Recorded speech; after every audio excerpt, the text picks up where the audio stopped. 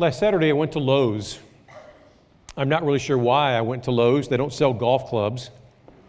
There's really not a whole lot I can do with the stuff that they sell at Lowe's, but I decided to go to Lowe's. I had to take care of getting a couple of things anyway. Long story short, on the way back home from Lowe's, it was dusk. It started to get a little dark. I happened to notice that out of the corner of my eye, what I thought was a light somewhere in my Jeep.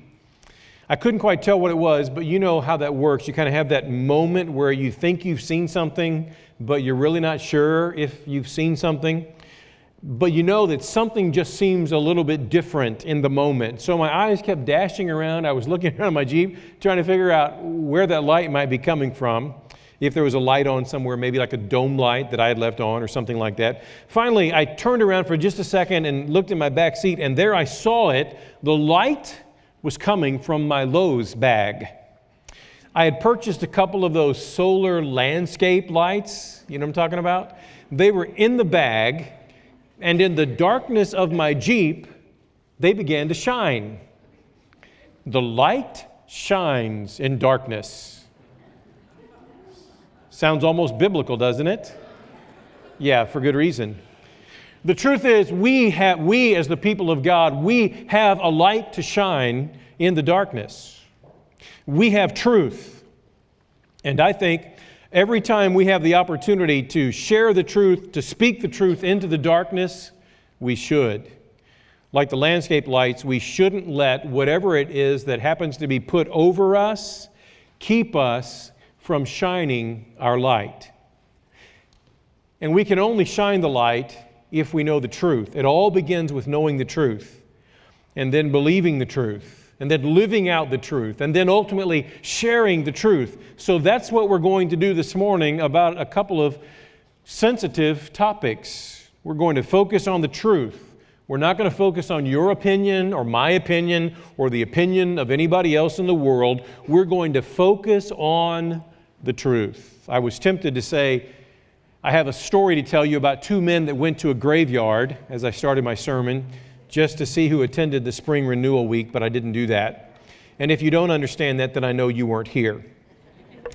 The last time I preached was the first day of 3 morning services, and then I had the privilege of preaching out of town that Sunday night, and then Don Witzel preached 4 times on Sunday, and then 3 more times through the week. So there has been a lot of water that has gone under the proverbial preaching bridge since last I shared with you. So here we go. This is Elephants in the Room, Divorce, Remarriage, and Cohabitation. This is the second installment related to this subject matter. We find ourselves in the book of 1 Corinthians and the 7th chapter, verses 1 through 16. It's page 955 in the Pew Bible there in front of you, and I'll invite you to stand, please, as we read the Word of God. Now, concerning the matters about which you wrote, it is good for a man not to have sexual relations with a woman, but because of the temptation to sexual immorality, each man should have his own wife, and each woman her own husband. The husband should give to his wife her conjugal rights, and likewise the wife to her husband. For the wife does not have authority over her own body, but the husband does. Likewise, the husband does not have authority over his own body, but the wife does. Do not deprive one another, except perhaps by agreement for a limited time, that you may devote yourselves to prayer. But then come together again, so that Satan may not tempt you because of your lack of self-control. Now, as a concession, not a command, I say this. I wish that all were as I myself am, but each has his own gift from God, one of one kind and one of another. To the unmarried and the widows I say that it is good for them to remain single as I am. But if they cannot exercise self-control, they should marry, for it is better to marry than to burn with passion. To the married I give this charge, not I, but the Lord. The wife should not separate from her husband, but if she does, she should remain unmarried or else be reconciled to her husband, and the husband should not divorce his wife. To the rest I say, I, not the Lord, that if any brother has a wife who is an unbeliever and she consents to live with him, he should not divorce her. If any woman has a husband who is an unbeliever and he consents to live with her, she should not divorce him. For the unbelieving husband is made holy because of his wife, and the unbelieving wife is made holy because of her husband. Otherwise, your children would be unclean, but as it is, they are holy. But if the unbelieving partner separates, let it be so. In such cases, the brother or sister is not enslaved. God has called you to peace. For how do you know, wife, whether you will save your husband, or how do you know, husband, whether you will save your wife? Thank you so much. You may be seated. Elephants in the room: divorce, remarriage, and cohabitation. We're in a series of sermons where we're talking about things that nobody wants to talk about, but in fact somebody needs to talk about. So we have already spent some time talking about the authority of the Bible. We talked about the sanctity of life. We talked about marriage and singleness. We talked about so-called gay marriage. We've talked about gambling. We've talked about depression. And then 2 weeks ago, we started what we're going to finish this morning, talking about divorce, remarriage, and cohabitation. Remaining then on the hit list are the following: heaven and hell, burial versus cremation, social media and how we speak, politics, suicide, capital punishment, sexism, racism, gluttony, pornography, immigration, homosexuality, dating, money and giving, alcohol, marijuana, gender bending, creation and evolution, and the discipline of the Lord as well as the discipline of the church. And when we get to that point, I'm sure I will be ready for retirement. So mainly there are three subjects with which we're going to deal under the umbrella of two main perspectives. So based on what the Scripture records, we're going to see, first of all, what is permitted, and then we're going to see what is forbidden. So let's dig in. But let me first remind us what we learned 2 weeks ago. First of all, we noted that marriage under certain conditions is permitted. Marriage under certain conditions is permitted. We get this from verses 1 and 2 of 1 Corinthians chapter 7. When Paul says it is good for a man not to marry, he is referencing what the people at Corinth had written to him. That was a catchphrase, you'll recall, in the culture at that time. But he is not saying that this is in fact always the case, that it's good for a man not to marry. In fact, Paul will quickly and quite clearly refute that notion with what he is yet to say. In other words, Paul is not against marriage. He is not down on you if you're married. He just knows that marriage will cause a person to be concerned about a lot of other things in life other than simply serving the Lord and taking care of things that the Lord might have you to take care of. There are practical day-to-day responsibilities if you have a spouse. There are, in fact, bracelets to be purchased. But this does not mean either that marriage under all circumstances would necessarily be permitted. We noted from 2 Corinthians chapter 6, verse 1, that Paul writes, "Do not be unequally yoked together with unbelievers." So, believers should marry believers. Believers should marry believers. Now, I have to stop here for just a moment. I have been doing this long enough to know I know what just happened. Or, in the short run, for those that will see this on television or watch this on the internet, I know what will also happen. It might be that they're in the room, you're in the room this morning, and this happened to you, or somebody's going to be watching this and it's going to happen to them. But when I said believers should marry unbelievers, there's a certain group of people that in that moment tuned me out. They're done. And they're saying, "Who are you to tell me who I should marry?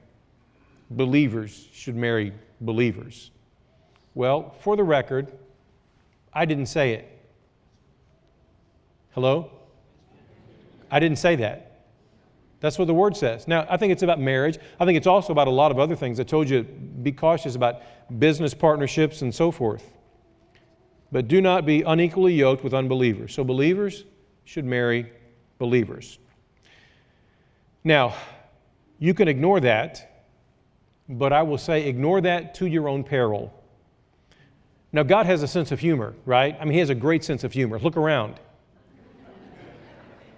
But He's not kidding about this.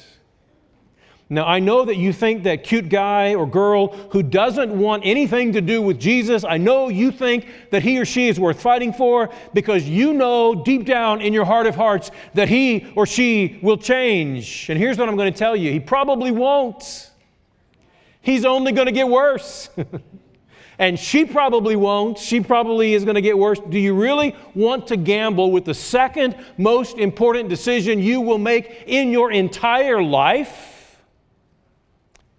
Are the odds in your favor really that good? the statistical probability of the person you're hanging out with who isn't a Christian actually becoming one gets less and less with every passing month and certainly every passing year you're together. In fact, I can tell you that my appointment book has been filled through the years with couples who just don't feel the same about Jesus. About 9 times out of 10, the non-believer drags down the believer, and oftentimes they end up even divorcing. So feel free to ignore what I've just said, but I promise you, if you do, one day, in all likelihood, it will come back to haunt you. It's hard enough to have a strong marriage with 2 people who love Jesus. Ask my wife. Ask me. It's a challenge with 2 believers, and you know that. We then noted last time we were together and I preached that since marriage by design is for a man and a woman, we said that gay marriage is not acceptable in the eyes of God. Let me clarify yet again. I'm not saying that gay people are not created in the image of God. They are image bearers of God. Gay people matter to God. Gay people are not less than in any way, but just like straight people who are in a wrong sexual kind of relationship, any ongoing, unrepentant, sinful lifestyle, we ought to love people enough to tell them the truth. So let me again say to those of you who are not believers that I want you to know why we believe this. We're not being ugly. We're not being judgmental. All we're trying to do is help people be faithful to the Lord based on what He has said to us in His Word. And that's it. Okay? That's it. We're not being judgmental. We're just telling the truth. So marriage under certain conditions is permitted. Secondly, we noted that divorce under certain conditions is permitted. Verse 15 in our text, but if the unbelieving partner separates, let it be so. In such cases, the brother or sister is not enslaved. God has called you to peace. Paul is here talking about a situation where a believer has been married to an unbeliever, and then he says that if the unbeliever leaves, the believing partner is not bound or is not enslaved. So we talked about various reasons for divorce and which ones have biblical justification, and we noted that even when a biblical justification for divorce is met, it doesn't mean that divorce is required, but it is, in fact, in certain cases, an option. Let me be quick to reiterate the reality to those of you who are divorced, because I know that we have several in our church family and several perhaps who are guests with us. You do not have to walk around with a red X on your forehead. Remember? There is, as Paul reminds us, therefore now no condemnation for those who are in Christ Jesus. You're free. You're free. Someone else might try to keep you in bondage, but Jesus won't. And this particular church won't. And I certainly won't. You're free. And I want to say, I'm so sorry for what you've been through. I mean that. I am so sorry for what you've been through. And I am certain that you've experienced a lot of pain, not only because of the divorce that you have perhaps endured, but also sometimes some pain from maybe even some well-meaning people, maybe even people in a church. I'm sorry. I know there are certain painful residuals, but listen to me, you are free. So marriage under certain conditions is permitted. Divorce under certain conditions is permitted. Thirdly, this morning, I want us to recognize remarriage under certain conditions is permitted. Remarriage under certain conditions is permitted. Look with me, please, at verse 8. To the unmarried and the widows I say that it is good for them to remain single as I am. But if they cannot exercise self-control, they should marry. For it is better to marry than to burn with passion. Now, obviously, Paul has made an allowance for widows to remarry. He notes that for single people and widows who feel compelled to marry, he says it is, in fact, permissible. But it is important for us to recognize, however, that according to 739, those that remarry, and we've already noted this related to those who are about to marry, those who remarry should do so in the Lord. In other words, A believer should marry a believer. A Christian should marry a Christian. Now let me be clear. I'm not saying that a Southern Baptist can't marry an independent Baptist. Because you know that Baptists are all independent at some level anyway, amen? But I'm not talking about that, but I'm talking about find somebody who belongs to Jesus, who is a follower of Christ, and that's the kind of person that you ought to marry. Now, this might seem odd that Paul would use this phrase in verse 39. He's speaking here to widows. He wants to assure Christian widows that they do not have to follow the Jewish law of levirate marriage, which would have caused them to marry their brother-in-law if they were childless. I have a sister-in-law, and I am so grateful to God that this law of levirate marriage is a thing of the past. That's all I'm going to say about that. Remarriage for a Christian is to be only to another Christian. According to David Instone Brewer in his book, Divorce and Remarriage in the Church, a divorce certificate was found belonging to a man named Joseph and a woman named Mary, and it was dated AD 72. Joseph, was the second most popular male name at that time, and Mary was the most popular female name at that time. Please do not confuse this Joseph and Mary with the Joseph and Mary of the gospel accounts in Scripture. The ancient document followed the traditional wording, including the words that were compulsory in a Jewish divorce certificate. It read, "You are free to marry any Jewish man you wish." You are free to marry any Jewish man you wish. According to Instone Brewer, in the first century, most, if not all, believed that a divorcee had the right to remarry. The Romans, in fact, had this right enshrined in their law and did not want to introduce any kind of restriction to remarriage whatsoever. As far as we know, also, there were no Jewish parties in the first century that prohibited remarriage after divorce. A Roman citizen who didn't remarry within 18 months of a divorce or within 2 years of becoming a widow or widower could be prosecuted under a law that was decreed by Emperor Augustus in 18 BC. It's kind of harsh, isn't it? The emperor was concerned that many young men were divorcing the brides they had married as part of arranged marriages that their parents had put together and that they were living loosely. I'm sure he wasn't all that concerned about their loose living, but he fretted there were not enough children being born to Roman citizens. He wanted these young men to remarry and to father children so that the Roman Empire might remain strong. This law, we're told, however, was rarely enforced. So that's something about the Romans, but what about the Jews? Pious Jews were typically compelled to marry, which begs the question, what about Paul? Paul says, I wish that others were as I myself am. What about Paul? You know, if you've done much study in the New Testament, that there's a whole lot of conjecture. In fact, entire volumes have been written about the marital status of the Apostle Paul. There's a lot of conjecture, none of which I would bet the farm on, however. Because I'm sure you remember from a few weeks ago, I don't believe in betting. At any rate, Paul had an understanding of marriage, and he's not opposed to marriage at all, as many in our culture might want to say. Look at 1 Corinthians 7, verse 26 for a moment. His words encouraging those contemplating marriage to wait until, quote, the present distress had passed, is likely a reference to the famine that affected the region at that time. Now, obviously with marriage often comes what? Babies. Did you guys not have health class in school? So there's marriage and then there are children. And so think about this. It would not be easy to take care of babies or toddlers if you're in the midst of living through a famine. So Paul says, hold on until the present distress has passed. And most believe he was talking about a famine in the land. The biggest pushback, however, related to remarriage comes from the way that many people interpret the words of Jesus as recorded in Matthew chapter 19 and verse 9. Jesus says, and I say to you, whoever divorces his wife except for sexual immorality and marries another commits adultery. Now, some people have tried to say that Jesus is doing here what he's done earlier.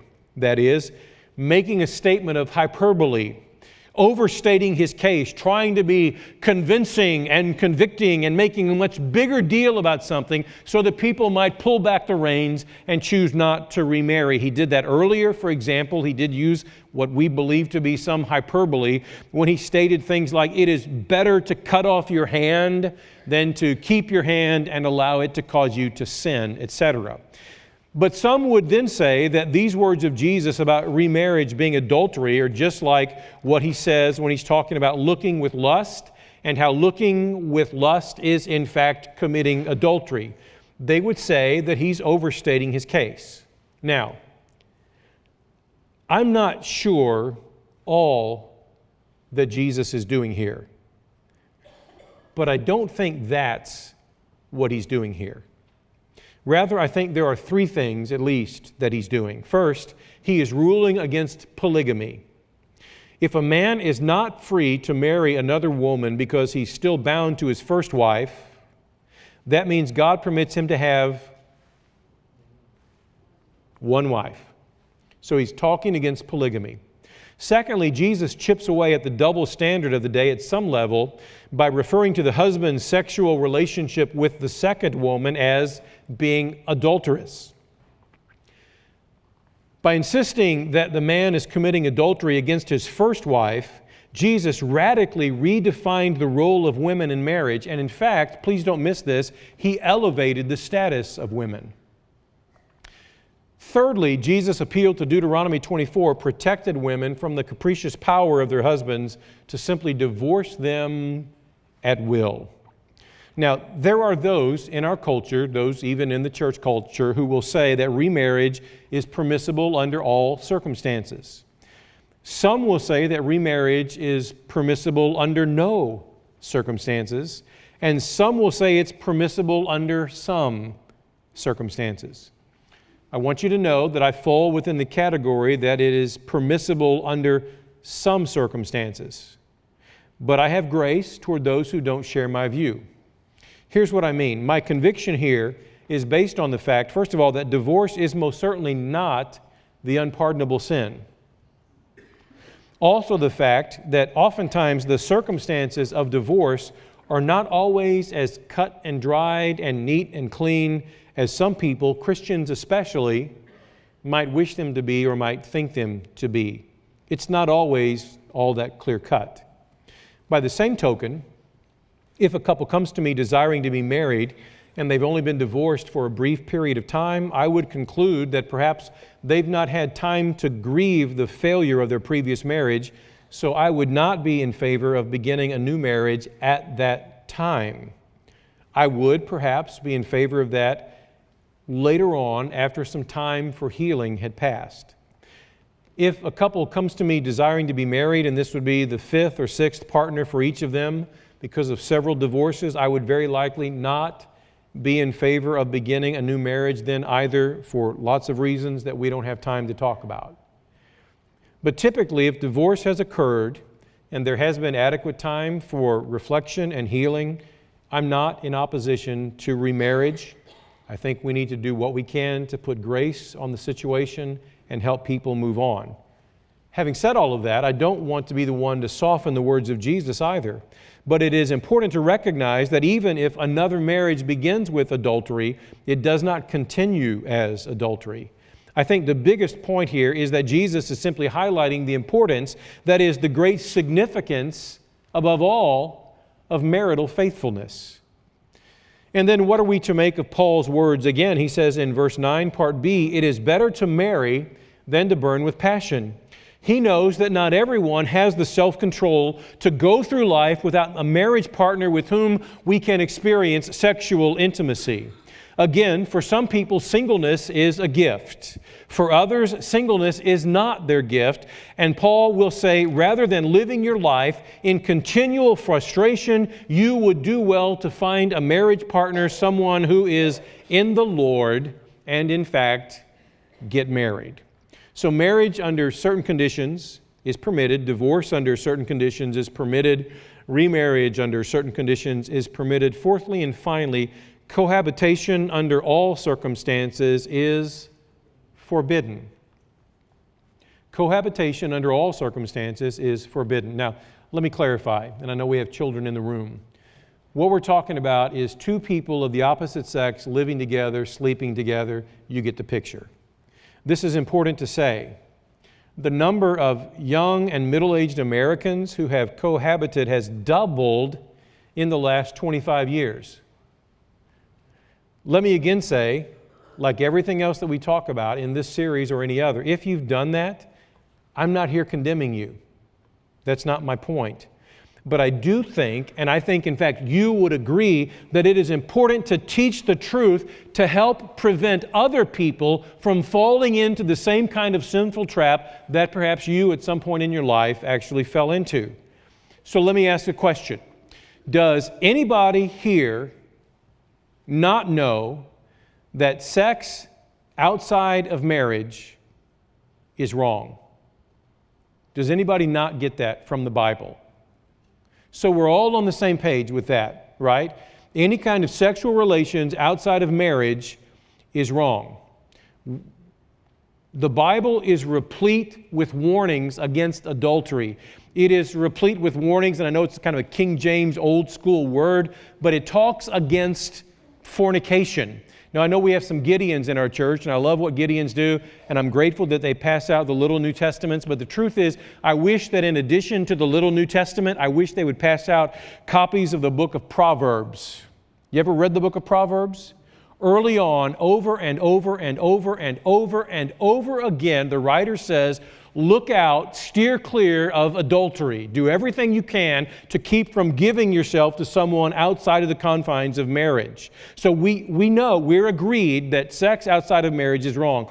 But oftentimes, couples will say, and even Christian couples will say, well, we're living together, but we're not having sex. We're living together, but nothing is going on. In other words, get this picture. We are sleeping side by side in the same bed with nobody else around, but we've got the moral fabric to withstand all of that temptation. I would be willing to offer them the Nobel Peace Prize for self-restraint if that were the case. But here's the thing, because you may say, well, Ken, you don't know. You're right, I don't know. And I'm not the bedroom police, and hear me clearly, nor do I want to be.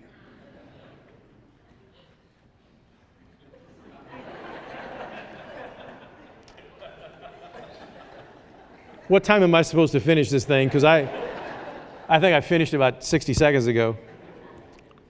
Here's the thing, though. Even with the outside chance that that is the case, that nothing wrong is going on sexually, we have to protect our witness.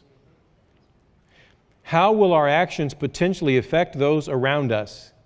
If you're living together with someone of the opposite sex and you told your neighbor, oh yeah, we've been living together for X number, but nothing's going on, I mean, they'd believe you, right? Because that's the world in which we live, right? That makes perfect sense, right? Of course not. And here's what the Bible says from Ephesians 5 that gives credence to my point. But sexual immorality and all impurity or covetousness must not even be named among you, meaning hinted at, as is proper among the saints. The New International Version says it this way, but among you there must not be even a hint of sexual immorality or of any kind of impurity or of greed, because these are improper for God's holy people. Why take the chance? That's my question. Why take the chance?